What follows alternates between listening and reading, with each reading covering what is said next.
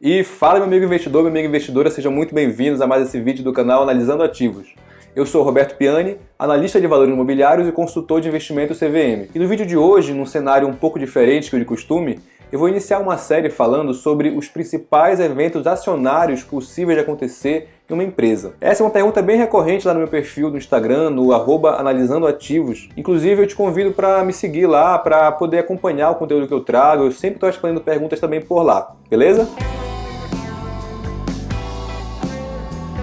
E antes da gente iniciar efetivamente, se inscreve logo no canal, ativa as notificações, dá aquela curtida que é para o YouTube saber que esse vídeo é bom e que está te agregando conteúdo, beleza? E o primeiro evento acionário que eu vou falar aqui, e não podia ser outro, é o IPO. A oferta pública inicial de uma empresa, que é mais conhecida pela sigla em inglês IPO, que significa Initial Public Offering, é o processo pelo qual tem que passar uma empresa que decide abrir o seu capital na bolsa. Você já deve saber que ações são títulos negociáveis que representam uma pequena fração do capital social de uma empresa. Ela é um pequeno pedaço da empresa. E quando são criadas, as empresas utilizam os recursos dos seus sócios iniciais para poder financiar suas atividades, os aportes iniciais dos sócios. À medida que a empresa vai crescendo, ela passa a precisar de mais capital, de mais dinheiro. Mas nem sempre os sócios vão ter como aportar mais dinheiro, como injetar mais dinheiro. Então, normalmente, eles recorrem a empréstimos. Acontece que, às vezes, chega um momento em que os empréstimos não atendem mais às necessidades da empresa. Ela vai precisar, então, de novos investidores que injetem mais capital para poder continuar financiando a operação dela, o crescimento da operação dela. Uma das formas mais eficazes de fazer isso é vendendo parte das ações da empresa na Bolsa de Valores, que é esse processo que a gente chama de abertura de capital, e que vai permitir aos outros investidores, que não são os sócios originais, adquirirem uma parte da empresa. Essa oferta pública inicial pode ser primária ou secundária. A oferta primária ocorre quando são criadas novas ações para serem distribuídas ao mercado. Então são criadas ações que antes não existiam. A oferta secundária acontece quando já existem as ações e algum sócio, por exemplo, vai se desfazer delas. As ações distribuídas vão ser provenientes de algum sócio que está se desfazendo. E quais são os procedimentos para a empresa poder abrir capital na bolsa? Bem, é um processo trabalhoso, tem diversas etapas e é um pouco caro. A empresa precisa produzir inúmeros documentos e obter algumas autorizações oficiais. Por isso que só empresas com alguma solidez é que conseguem abrir capital, porque o processo pode demorar cerca de um ano e o valor também gira em torno de R$1 milhão. O órgão responsável pela coordenação e fiscalização do processo de IPO é a CVM, que é a Comissão de Valores Imobiliários. É por isso que o pedido de abertura de capital tem que ser registrado na CVM. Uma das etapas mais importantes do IPO é o Book Building, que é o processo de formação de preço, quando vai se determinar o preço pelo qual a ação vai ser vendida. É comum que, inicialmente, a empresa informe apenas uma faixa de preço para a emissão das novas ações. O preço final só é divulgado após esse processo de Book Building, que é uma espécie de consulta que a empresa faz junto aos investidores para poder avaliar o interesse deles em adquirir as ações e por qual preço. Com essas informações de quanto cada um vai querer comprar e por qual preço, a empresa chega em um preço adequado, que ela acha vantajoso e que ao mesmo tempo possibilite uma demanda adequada para as ações. Um documento importante do IPO é o prospecto. Todo o processo de abertura de capital é coordenado por uma instituição chamada de coordenador da oferta ou coordenador líder, que normalmente é um banco. Quando toda a burocracia é cumprida, a empresa emite um documento chamado de Prospecto de Oferta Pública de Distribuição de Ações, ou de cotas no caso dos FIIs, que contém todas as informações que devem ser disponibilizadas aos possíveis investidores. Entre elas, a gente pode citar algumas informações. Informações da própria empresa, as características da oferta, as datas importantes daquela oferta, quais são os riscos aos quais a empresa está submetida, qual vai ser a destinação dos recursos daquela captação e as informações financeiras da empresa também. Agora, uma coisa muito importante do IPO: para onde vai o dinheiro? Conforme eu já falei, a emissão pode ser primária, quando a empresa cria novas ações, ou secundária, quando as ações são vendidas de algum atual sócio da empresa. É preciso conferir no prospecto com atenção para saber qual o tipo de emissão e para onde está indo o dinheiro. No caso das emissões primárias, a empresa está em busca de capital, de recursos para poder investir na própria operação, para poder montar uma nova fábrica,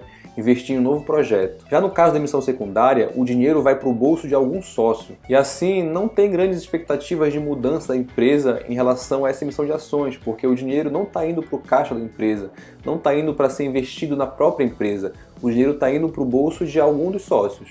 ele está se desfazendo de parte das ações que ele possui. Existem casos em que a emissão é primária e secundária, simultaneamente. Nesses casos, é bom avaliar bem através da leitura do prospecto, para poder saber qual o percentual do dinheiro que vai ser direcionado para a empresa e qual o percentual do dinheiro que vai para o bolso do sócio. Outra informação importante que tem no prospecto são as datas, porque em todo o processo de IPO vai haver datas importantes para o investidor, como por exemplo o período de reserva, que é o período onde os investidores vão manifestar a quantidade ou o volume de dinheiro que eles desejam aplicar naquele IPO. Há também o prazo para manifestar a intenção, que é a data final do período de reserva. Existe também a divulgação do rateio, que é a data em que é divulgada quanto das ações desejadas cada investidor vai conseguir comprar. Existe a data de início do processo em si, que vai servir como referência para a data que vai ocorrer a liquidação. Existe a data de liquidação, que é a data limite e que você tem que aportar o dinheiro para investir na empresa e que a corretora em seguida vai repassar para o coordenador da oferta. E existe a data de início das negociações, em que aqueles ativos vão poder já ser passados para a mão de outros investidores, que vai ser possível fazer negociação não mais entre a empresa e o novo investidor, mas sim entre os investidores, na Bolsa de Valores diretamente. E agora uma pergunta que muita gente se faz: como comprar em um IPO? Como participar de um IPO? Parte da função do coordenador líder é fazer o trabalho de propaganda da emissão. Para isso, ele normalmente se utiliza de outras instituições, como corretoras de valores, que oferecem para os seus clientes a oportunidade de adquirir as ações que vão ser emitidas. Assim, o mais comum é que o investidor que deseja comprar ações em um IPO, ele entre em contato diretamente com a sua corretora para poder manifestar a sua intenção, informando a quantidade e o valor que deseja adquirir. A abertura de capital é um processo importante na vida de uma empresa. Para poder ter ações sendo negociadas na Bolsa de Valores, a empresa passa a ter que cumprir uma série de requisitos que visam dar mais transparência ao seu funcionamento e que possibilitam um acesso igualitário às informações por todos os investidores. É preciso isso porque se você é investidor de uma empresa, você precisa ter acesso às informações daquela empresa. Você é um sócio, você é um dos donos. É importante você saber também que existe uma correlação entre os IPOs e o momento que a bolsa passa e a expectativa que está correndo na bolsa no momento. É comum que os IPOs sejam realizados em épocas de bolsa em alta, quando os preços das ações em geral estão sendo negociados a valores mais altos em relação a um passado recente. Isso acontece porque, devido aos preços estarem em patamares mais altos, a empresa consegue vender as suas ações por preços acima do que conseguiria em outros momentos, possibilitando que ela arrecade mais dinheiro, que ela consiga dar uma valorizada nas suas ações, vamos dizer assim. A gente pode perceber isso se a gente comparar o histórico do volume de emissões feitos e a variação do índice Bovespa. E a gente vai ver que a maior parte das emissões dos novos IPOs vão acontecer em anos seguintes a movimentos de forte alta na bolsa. Agora, uma pergunta muito importante: participar ou não de um IPO? É importante frisar aqui que entrar num IPO possui um certo nível de risco por alguns motivos.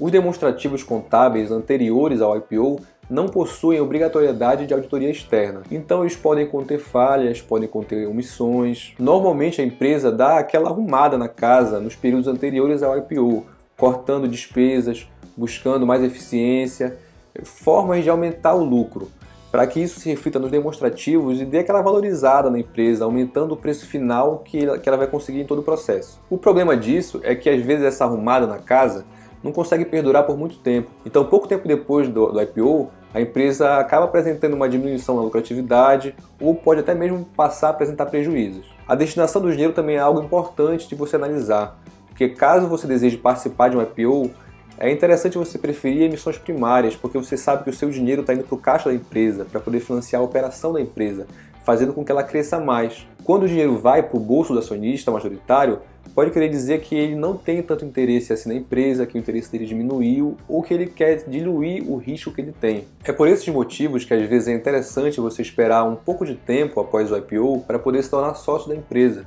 para poder você acompanhar os primeiros resultados que vão ser auditados, para poder ver se aquela empresa realmente vai performar da forma que ela aparenta que ia performar pelos demonstrativos anteriores que ela já tinha apresentado. Em geral, você pode esperar 2 ou 3 anos para poder se tornar sócio da empresa após o IPO. É claro que sempre existem exceções. Você pode também, se você confiar na empresa, se você conhecer bem o mercado em que ela atua, conhecer bem a empresa, entrar logo no IPO, não tem problema nisso. É só interessante você saber que existem riscos envolvidos nisso. Esses são os apontamentos que eu queria fazer sobre o IPO. Agora vamos passar para o próximo evento acionário. Follow-on. O que é um follow-on? Quando uma empresa já possui capital aberto, quando ela já tem ações negociadas na Bolsa de Valores e ela resolve emitir novas ações, esse processo é chamado de follow-on. O follow-on é chamado dessa forma para diferenciar do IPO, que vimos agora há pouco, quando uma empresa emite ações no mercado pela primeira vez. O objetivo do follow-on é arrecadar mais recursos para que a empresa possa manter ou expandir ainda mais as suas atividades. Então é como se fosse um IPO que acontece depois do IPO. Tudo que eu falei até agora sobre o IPO se aplica também ao follow-on, desde o processo de book building, emissão do prospecto, destinação do dinheiro e as datas. Uma coisa que se diferencia do IPO para o follow-on é o direito de subscrição. Para evitar que os atuais acionistas da empresa tenham sua participação acionária diminuída pela nova emissão de ações, a empresa distribui para esses acionistas ativos chamados de direito de subscrição, que permitem aos investidores adquirirem as ações que vão ser emitidas antes do público em geral. Por exemplo, suponha que uma empresa possui 1000 ações, das quais o investidor A possui 5%. E suponha que a empresa emita 1000 novas ações e o investidor A mantenha sua posição de 50 ações. O investidor A teria uma diminuição da sua participação na empresa. O seu percentual de sócio ia cair de 5% para 2,5%. É o que a gente chama de diluição da participação.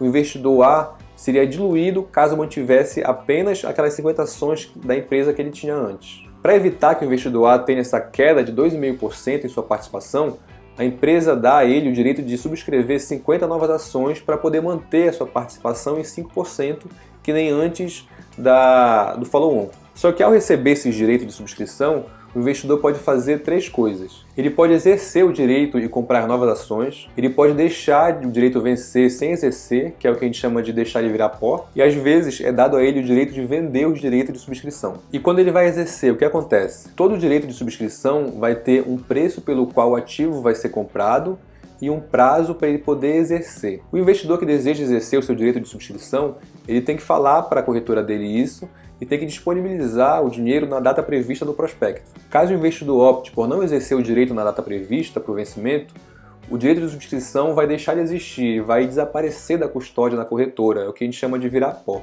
Alguns direitos de subscrição eles podem ser negociados no home broker, como qualquer outro ativo, bastando digitar o seu respectivo código, o seu ticker. Como os direitos são distribuídos gratuitamente aos investidores, alguns veem vantagem de vender para outros investidores, obtendo um pequeno ganho com a venda. Após exercer o seu direito de subscrição, é comum que o investidor receba os recibos de subscrição. Esses recibos são ativos que vão permanecer na custódia do investidor, comprovando que ele exerceu aquele direito até que todo o processo de emissão de ações ou de cotas esteja encerrado. Nesse meio tempo, os recibos vão receber uma remuneração diferenciada das ações ou das cotas. Normalmente o rendimento é oriundo de aplicação de renda fixa realizadas no processo de emissão. Os recibos de subscrição aparecem na custódia da corretora do investidor com um código semelhante ao ativo principal, porém com um número diferente no final, que varia de acordo com cada ativo. Os bônus de subscrição são ativos que as empresas costumam distribuir para os seus diretores ou para os funcionários como forma de remunerá-los e recompensá-los, né? O bônus confere ao seu titular o direito de subscrever as ações da companhia conforme as condições particulares de cada bônus.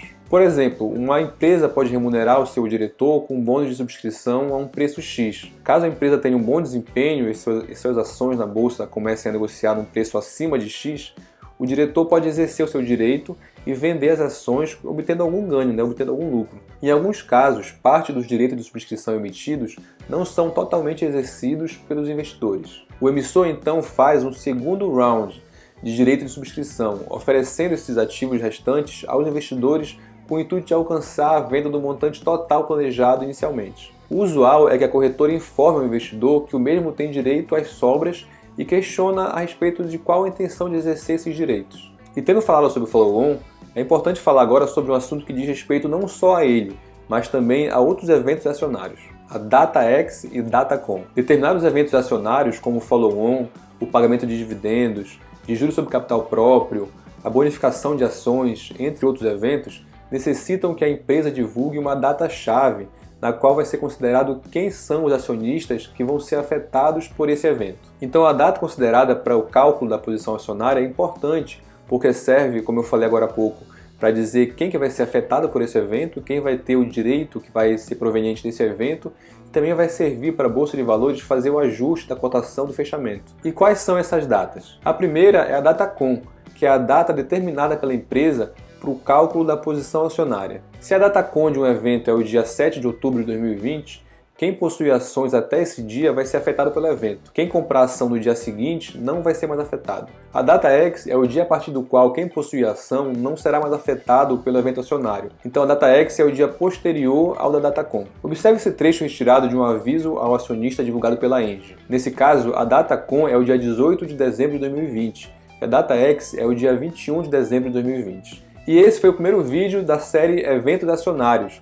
onde a gente falou sobre o IPO e sobre o Follow-on. Além disso, falamos também sobre a data COM e a data X e sobre o direito de subscrição, que são conceitos importantes dentro desse assunto de eventos acionários. E se você chegou até aqui, eu tenho que fazer aquele pedido: se inscreve no canal, ativa as notificações e dá aquela curtida que é para o YouTube saber que você está gostando desse conteúdo. Esse foi o primeiro vídeo da série, então eu vou montar uma playlist e ao longo dos vídeos vai aparecer um izinho onde você pode ter acesso aos outros vídeos da playlist. E me segue também no Instagram, no perfil Analisando Ativos, beleza? Até mais, um abraço!